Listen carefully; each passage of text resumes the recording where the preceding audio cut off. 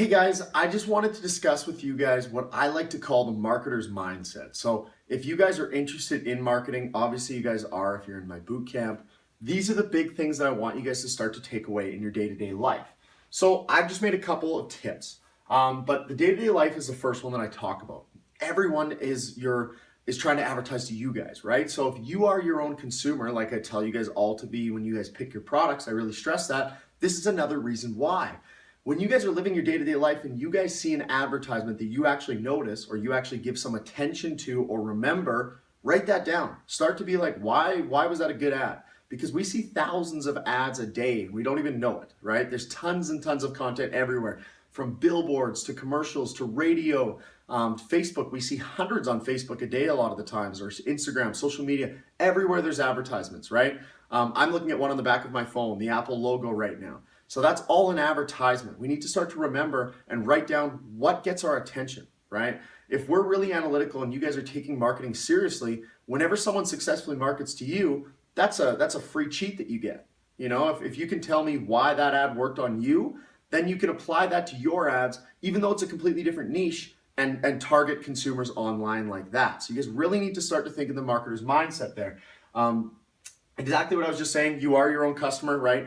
If you guys are selling products that are in your niche, other companies that are going to be advertising to you are going to be selling similar products, right? Which is totally fine. We can get those little cheats and tips and tricks from them without spending the big dollars.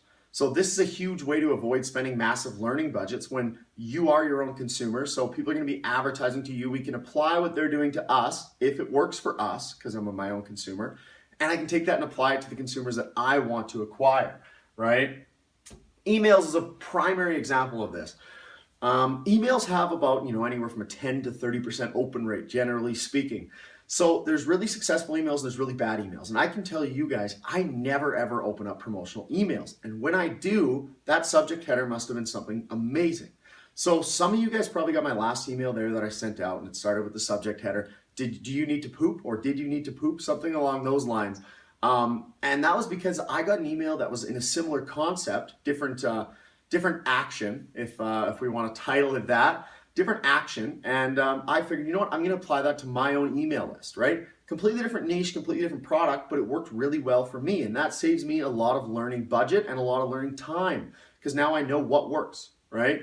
And so I took that because I was like, wow, I opened that email, and I never opened promotional emails. And I went, wow, that's a really good catch line. I'm going to use something similar to that. So that's how you guys need to think. Now, be able to explain why it was a good ad. This is difficult. I'm not going to discredit that. But if you guys start to do this all the time, you guys will become better at explaining why something was good and why something was bad. So when you see, a good Coca-Cola commercial, or Poopery is the campaign that'll always stand out in my mind. Dollar Shave Club did a great campaign as well. Those are excellent primary examples of that I'll remember forever. And I went, those were great ads, and I can tell you why they really worked for me, because they were targeted to my consumer group, or a group similar to mine, right? Therefore, I wrote everything down on them, and I figure out why is that good, and I try to apply that in my own ads, even though it's a completely different niche, right? Doesn't have to be the same niche for us to use these tips. So start to think like a marketer, and every time that someone successfully markets to you, be able to explain why.